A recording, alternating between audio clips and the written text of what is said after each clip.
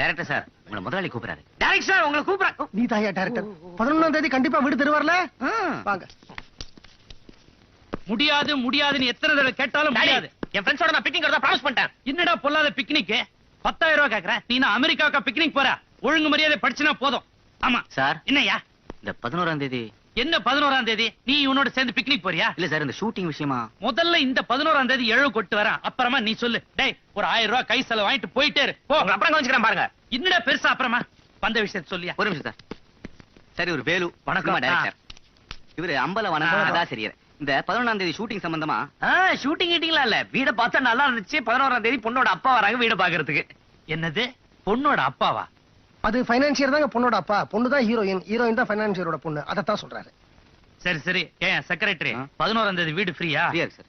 சரி கதை என்ன சொல்லுங்க. கதையா? ஆமா, கண்ட கதையெல்லாம் எடுத்து வீட்டோட இமேஜ் ஸ்பாயில் பண்ணி